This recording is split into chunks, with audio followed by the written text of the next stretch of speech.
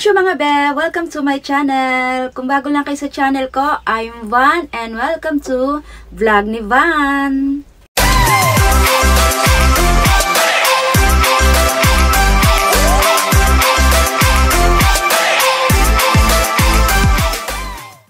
So today's video mga be, ang ating content is 10 sign na naiinggit sa'yo ang isang tao. Okay, kung bago lang kayo mga bet sa channel ko, please don't forget to like, subscribe, and click the notification bell para updated kayo sa lahat ng aking mga videos. Okay mga baby ko, number 1 sign na naiinggit sa'yo ang isang tao. Ayaw nila sa'yo kahit wala ka namang ginagawang masama sa kanila. Ayun. Hindi mo alam minsan sa isang tao mga be, kahit wala ka namang ginagawa sa kanilang masama, inis na inis sila sa'yo. Kahit yung marinig lang nila yung boses mo, naaasar na sila sa'yo. Yun ang isang sign na naiinggit sila, na naiinggit ng isang tao sa'yo. Parang defense mechanism lang nila yun sa'yo mga baby ko na, kunyari wala ka namang ginagawang masama, pero asar na asar, ganon, asar na asar sila sa'yo. Yun ang number 1 na naiinggit ang isang tao sa'yo. Okay? So, number 2 sign, ang gusto nila, meron din sila na meron ka. Ayun. May mga tao talagang ganun mga baby ko na kung ano yung nakikita nila sa'yo, ginagaya nila. Kaya ang lumalabas is para na silang trying hard para lang magkaroon sila ng meron ka. Kasi pinipilit nila yung naaabot mo or nararating mo kahit hindi naman nila kaya. Ayun. Gusto nilang meron din sila na meron ka. Ganon. Okay mga be? So, tamaan, wag magagalit. Number 3 na sign na naiinggit sa'yo ang isang tao. Ayun. Di sila happy or di siya happy na nakikitang umaangat ka. Yan yung mga ganong klaseng mga tao mga be na hindi siya happy or hindi sila happy pag nakikitang umaangat ka sa buhay. Sasabihin nila, kaya lang naman yan nakabili ng ganito kasi nagbenta yan ng katawan, mga ganyan, mga ganong klaseng tao, lalo na sa Pilipinas mga be. Pero hindi ko nilalahat mga be sa Pilipinas ha. Kasi sa Pilipinas, pag nakikita nilang umangat, siguro nagbebenta yan ng ganito, ng droga, nagbebenta yan ng katawan, kasi nakikita nilang umaangat ka sa buhay, lumalaki yung bahay mo, ganon. Ganon na mga iniisip ng mga tao na mga inggit na inggit sa'yo mga be. Hindi sila happy na nakikita nilang umaangat ka sa buhay. Yun ang mga sign na maraming inggit sa katawan mga be. At gagawa pa sila ng ichichismis nila sa ibang tao para sabihin lang nila kaya mo nabili yun or kaya mo na-achieve yung bagay na yun kasi may ginawa kang kabalastugan. Ganon. Ganon ang mga isip ng mga tao. Yung mga isip ng mga tao na mga walang magawa sa buhay. Okay mga be? Number 4 na sign na may inggit sa'yo ang isang tao. Panay puri sa'yo sa harapan, pero sa talikod, sinisiraan ka naman. Relate ba yung iba dito mga baby ko? Tamaan ha, huwag magagalit. Yan, may mga ganong klaseng tao kasi mga baby ko. Na panay puri sa'yo, pero sa talikod mo naman is sinisiraan ka sa ibang tao. Kaya may mga ganong klaseng tao mga baby ko na hindi na lang sila magpakatotoo kung talagang ayaw nila sa'yo, sabihin nila ng diretso na ayaw ko sa'yo. Ganon, di ba? Hindi yung pupurihin ka sa harapan mo, ang ganda mo naman, ganito ka naman. Pero deep inside, sa ibang tao, pag nasa iba na yung kaharap nila, sasabihin nila, si ganito, si Vanessa, si ganito, ganyan. Di ba mga baby ko? Ba't kaya may mga ganong klaseng tao? Kaya ang mundo natin, ewan ko.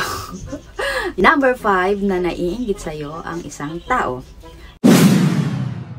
Ini-stop nila ang iyong social media account. Maraming nakaka-relate dito. Ayun mga baby ko. Ini-stalk nila yung social media account mo, pero pag nag-post ka naman mga baby ko, hindi nila like. Ayun. Pero pag sa story mo naman, ang daming tumitingin sa story mo. Ayun. Yun ang number 5 na naiinggit sa'yo ang isang tao. Number 6 na naiinggit sa'yo ang isang tao. Di niya nila-like ang mga pinopost mo. Ayun. Maraming tao mga ganito mga baby ko, lalo na dito sa YouTube world. May napapansin na akong isang tao, hindi lang isang tao, may napapansin talaga ako na hindi niya nilalike ang iyong ina-upload na videos, pero nanonood naman siya patago habang nagla-live ka. Ayun. Alam kong nanonood yun yung taong yun, kaya shoutout sa'yo, charot. Yun, hindi niya nilalike yung mga videos mo dahil naiinggit nga siya sa'yo at ayaw niyang maangatan mo siya. Ayun. May mga ganong klaseng tao mga baby ko. Pero hindi naman maaalis yun hindi na maaalis sa tao yan mga baby ko yung ganyang inggit. Pero sana, medyo bawas-bawasan dahil alam nyo na, walang gamot sa inggit. Ayun. Number 7 na naiinggit sa'yo ang isang tao. Manipulator. Ayun. Sinisira ka sa ibang tao. Ganon ang klase ng isang inggit sa iyo mga baby ko. Minamanipulate niya sa ibang tao. Sasabihin niya sa ibang tao na si ganito, isa ganyan, is ganito. Ng mga kapangitan ang sinasabi niya para masiraan ka lang niya. Sasabihin niya ang kasiraan mo para kung sakali makausap mo yung taong kinausap niya, iba nang tingin sa'yo kasi nasiraan ka na niya. Ganon. May ganong klaseng tao talaga mga baby ko. Number 8 na naiinggit sa'yo ang isang tao. Lagi kanyang minamaliit. Lagi kanyang minamaliit. Lagi ang tingin niya sa'yo is hindi ka naaangat sa buhay mo kasi kala niya is ganon na lang ikaw hanggang sa matumanda ka, ganyan. May ganong klaseng tao dahil nga naiinggit siya sa'yo. Kahit anong gawin mong sa pagsisumikap, tingin niya pa rin sa'yo is ganito kaliit. Pero pakita mo lang sa kanila mga baby ko na kahit ganun ka ang tingin nila sa'yo is ipakita mo sa kanila na hindi habang buhay nandun ka sa pinakababa. Okay mga baby ko? Dahil may mga ganong klaseng tao na ang tingin nila sa sarili nila is ang taas-taas pero deep inside. Pero ang totoo naman mga baby is nakakain mo din yung kinakain nila. Yun, maraming mga ganong klaseng tao mga baby. Ang tawag doon is mata pobre. Ayun, ganun ang tingin nila sa'yo. Number 9 na naiinggit sa'yo ang isang tao. Lahat ng sinasabi mo ay mali or binabara ka niya. Ayun, may kilala akong isang tao na ganun dito mga baby ko. Pero hindi ko napapangalanan kung sino siya. Pag kunyari nagkaharap kami or nag-uusap kami, lagi niya akong binabara. Kahit na konting salita ko lang is binabaran niya ako. Pero, hindi ko na lang siya pinapansin or hindi ko na lang siya pinapatulan dahil mga baby ko, hindi ako bababa sa level niya. Ayun, yun lang yun mga baby ko. Kaya, dead man na lang ako sa mga ganong klaseng tao mga baby ko. Number 10 na naiinggit sa'yo ang isang tao. Lagi kanyang pinag-iinitan. Lagi kanyang pinag-iinitan, lalo na kunyari meron kayong grupo, tapos nagkukwentuhan lang kayo. Tapos, bigla kanyang ibabarahin. Ayun, ganun ang mga sign ng mga taong naiinggit sa'yo. Yung parang lagi niyang tingin sa'yo is kaaway, mga baby ko. May mga ganong klaseng tao, mga baby ko. Pero tandaan, mga baby ko, hindi nananaig ang hate sa love. Ayun.